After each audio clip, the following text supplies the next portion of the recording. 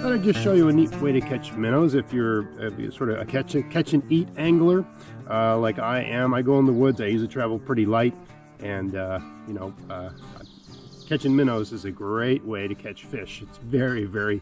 I mean, if you got minnows for bait, you got an 8-foot long pole and 8 feet of fishing line and a small hook. You can be as successful as anyone with any gear, as long as you can catch those minnows. So let me show you this little rig here. This is the greatest thing because it fits in a backpack. I think a lot of people don't use minnows because, you got to bring a minnow trap. Well, this one here is a sort of folding, collapsible one. It works great, right? So,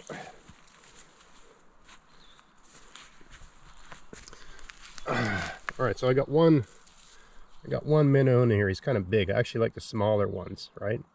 Let me just put him. So I was fishing last night. I was fishing yesterday, and I put these in here to keep them alive.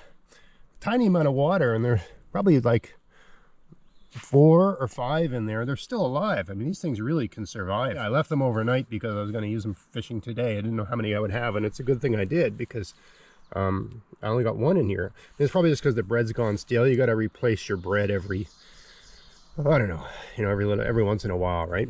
I mean, let me get this guy out. Let me put him in some nice fresh water so I can kill him later on. Anyway, yeah, so the great thing about this trap here is that it's collapsible, right? It becomes really tiny, right? Folds up to nothing. See that? It's actually designed just like a lobster pot, to give a maritime reference, right? So you use just little, you go in the woods, you bring a sandwich with you for lunch, and you just tear off some corners of your sandwich and throw them in there. It's got a little thing here as well, a little compartment to put some in there as well, right? So I always usually put some in there, and then I put some in this little compartment, and they get in there and look for it. If you ever want to do the experiment, I don't recommend it. You put like fish heads in there. I don't recommend it. Minnows like bread, and things like bread, crackers, bread, stuff like that, right? White starch. And you'll notice also I've got a little bit of styrofoam in here. Okay, that's just to have something very bright to attract, right?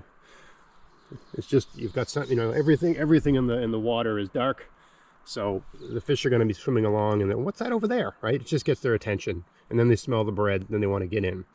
But using like fish heads and fish guts, that won't get you minnows. What that'll get you is eels, right? I think it's illegal to trap eels. I mean, eels are delicious, but smaller eels will find their way in, and try to get the fish heads.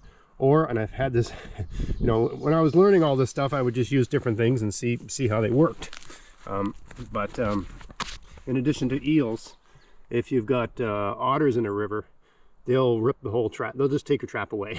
You'll notice the trap's gone, right? I had a trap that was tied onto a tree, and when I came back in the morning, the rope was broken, cut, and it was a strong rope, paracord.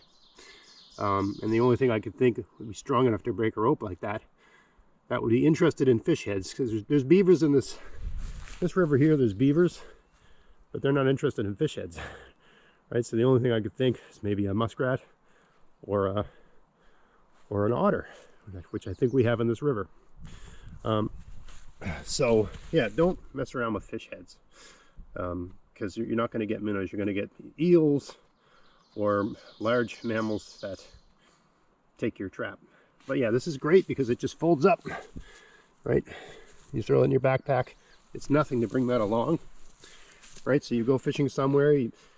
First place you said, you find a nice sort of quiet place where the water's not moving too quickly, put it right near the edge somewhere, ideally someplace in the shade, right, where they feel safe, under a tree or whatever, and you get an excellent bait, right? And this is for catch and eat fishing, not, you would never, it would be counterintuitive to use minnows for catch and release, right? So anyway, this is a great way to bring along a minnow trap for using minnows to catch fish. And you can get them pretty inexpensively. I mean, in the old days when eBay was good, you could get one of these for like $2 from China. I mean, maybe you can still using Alibaba or something like that. I don't know. I still have, a number of years ago, I saw these for $2 and I bought 4. I gave one to a friend and I got 2 in storage because they do, the metal rusts over time, but they last a long time, right?